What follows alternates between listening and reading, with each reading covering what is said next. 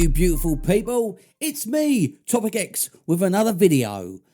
Today we're going to be talking about what exactly is my ex thinking through a breakup. So what is my ex actually thinking? Well, let's go from the start. They have thought about this breakup for a while now, and it's come to that point where they need to vocalise it and they need to do the job. So, however they do it, through text, sitting you down, or just randomly just blurt it out. You're making a roast dinner. Oh, by the way, I don't want to be with you anymore. It happens in so many different ways. Now, when that happens, this is what usually goes on. You both have a cry after the shock sort of kicks in. You're crying because, oh my God, I can't fix this. They're crying because I can't believe I've just hurt you like this. But they're also crying because the reality has just kicked in that they have now ended it and aired it, and now they know that they have to go completely through it. They've got to the main bit that they dreaded for so long. So the rest, they have to go through it. They have to follow through with it. There's no points saying, I don't want to be with you anymore, and then going, oh, you're in so much pain. Okay, no, I was joking. Let's do, they have to go through with it. So what do they usually do? Well, if you're living with someone, they usually have the talk about moving out. And that's that could be quite a painful situation. I know my ex, we were living together, and obviously we split up. She laughed me off, and it took her about 2.5, 3 weeks to get her stuff out. Which I preferred it if she just got her stuff out that flaming night and went, That's how I would prefer it. But she didn't. She dragged it out for so long and sneaked him back while I was at work, which was a bit of a kick in the teeth. But anyway, that's another story. So when they leave you, this is what usually happens. Now, you've heard it all before, and I have said this all before, that they will go and they will be really happy. They will be sad, but the decision's done now. Wherever they end up going, back to their parents or friends or whatever like that, they've got their support there. And unfortunately, sometimes we don't have the support. This is why I've made this channel up, because I didn't have any support, and it's horrible. And you find yourself crying on the bathroom floor. You realise then, hang about, there's a bit of a problem. True story. But so they've got all their support out there. They're going, well, you've done the right thing. You've done it, you're okay. We'll look after you. We'll look after you. And then when that sort of fades off, they're actually quite happy. They've had the 2 nights to really think about it, and they're quite relieved in a way. I'm not saying that they will jump around going, yeah, I fucking did it. It's more like a relief, a big relief. They still really care about you because I don't want to see you in pain. And they care about you and stuff like that. But then you reaching out to them is doing nothing, but they're just being nice and everything like that. And then you become a burden. We don't want that. This is why you should listen to all my other videos. So, after time, they start to think, yeah, no, I made the right decision. I'm free now. What happens is they start to find their new identity. And this is actually quite interesting, the new identity. Well, what usually happens is they usually go out and get a tattoo or a new hair colour, or it could be anything, a new look, some piercings, some new clothes, they're finding their identity now because they believe that they've got to create this new person. To go forward in life. So they do some random shit. That's why I say stay away from social media, because you will see them on there pissed up at a festival, loving life. It's a brilliant time. And this is why I say stay away from social media, because we don't need to be seeing that shit, because we're still crying on the bathroom floor. So that's why I say stay away from social media. Now in time, this is so interesting, guys. In time, after, and at this point, you're not pushing, you're not saying, please, can we get back together? You don't want to end up being a burden. That's why it's so important. In time, this whole new exciting life, the hairstyles, the tattoos, the new look, the new car, it all becomes very, very boring, and it becomes like the norm. It becomes like, oh, God, well, okay, got to get up and do the same thing again. It becomes boring. You know, when you start a new job, it's exciting. After a while, you just think, oh, fucking, what, is this it? So that's what really happens.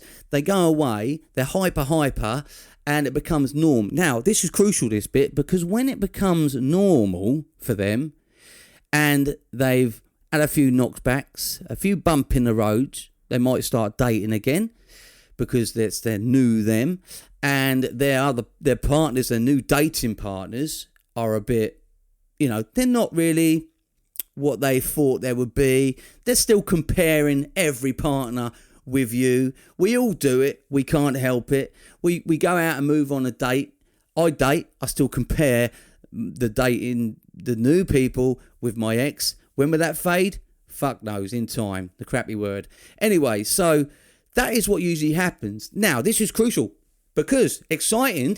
When this starts, this thought and seed comes in their head, they start thinking about you. And that's why it's so important, guys, not to be in their face. Because if you're in their face and you contact them all the time, they won't have time to miss you and they won't have time to think about you. But it happens all the time. I'm telling you, guys. The routine becomes boring. They have a bump in the road. Life at the festivals and the parties and all that are not looking so glamorous now, okay? And they start thinking about the happy times, the warmth they felt, the love and affection, the someone they can come home to or reach out to. Now this starts creeping in their head. And it's brilliant because it builds up very, very, very, very slightly every time. And then they start to think, oh, I wonder what they're doing. I wish they would reach out to me like they did at the start. If they reached out to me right now, I would be like, oh yeah, hi, how are you? And be all friendly. But you're not, because you've been watching these videos and you're standing strong, right? And you realise you're a valuable person and you do not contact them. So on their side, they are like, fuck, man, I don't know. I really miss my ex, man. How can I reach out to my ex, man? Life is crap now. My tattoo looks shit. My hair's gone all a bit funny. I tried to have it blonde, but it's gone green, you know. And then they creep around and they start asking even family members of, you know, how you are, or friends, how you are. They start looking on social media themselves to see what you're up to. Now, this is why I say don't block them. Because you will come across like a sour git. We don't want that. You just unfriend them. We have to leave the channel of communication open, you see, because in time, it's all about thinking the steps ahead. In time, they will then wonder about you and they will look on your social media and they will see what you're up to. And then they start looking through the new pictures, the new look, guys, your new no contact, active no contact, looking good, looking crisp. And they start to think, fuck me, they look bloody good. Okay, and guaranteed, guys, this is what happens. And I know you will agree with me. They add you as a friend again. Yes, on Snapchat or Facebook or whatever. They reach out to you and add you as a friend every fucking time because their life has got a bit crap and they want a bit of you again. So that really is crucial. And then that will go into them reaching out, and reaching out is a different video and a different subject altogether, because you have come all that way and that far for them to reach out to you. And how you play it when they reach out to you is how the outcome will be. If they reach out to you and you're like, yeah, oh my God, like, I don't care about your green hair. I know you're meant to have it blonde, but, you know, let's meet up and everything's going to be wicked. It ain't going to work, right? Because then it will go, oh, fuck, okay, I just wanted to see how you was, but you're acting a bit, I don't like that feeling, you make me feel uncomfortable, and they go again. This is why you got to play it cool. Let them add you as a friend. Don't respond to them. They've added you as a friend. Up to you whether you accept. If you accept, don't say nothing. Let them rinse all over your page and really see what you've been up to. I guarantee you, a couple of days or whatever, if they realise you haven't sort of spoke to them and said, oh, I saw you added me as a friend, they will actually write you a message and be like, hi, how are you? You know, just something like that. Really blatant. But that really is what goes through your ex's mind. I don't care what anyone says. This is how it fucking happens. And I don't care if they have left you for someone else. I'm telling you guys, if they've left you for someone else, it works the same. They move on with this new dating partner, okay? They get their hair done still, whatever. The look changed. Even if you're a guy, it goes with guys, girls, whatever. Aliens, gerbils, it's all the same thing. They get a new look. They move on with this new person. But that soon gets so boring. It really does. They can't help compare them with you. They can't. It is just how the mind works. And when that gets boring, they come back to you.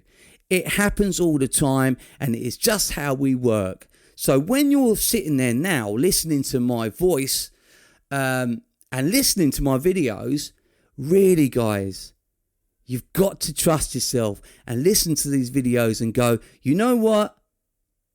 Yeah, I see what he's saying. I'm going to trust him and I'm going to trust myself, because you haven't got any other choice, guys. The more that you chase your exes, the more they will run, and the longer it will take for them to even consider reaching out to you again. You know, and I always say a bit of a begging and pleading at the start of it, I think is quite good.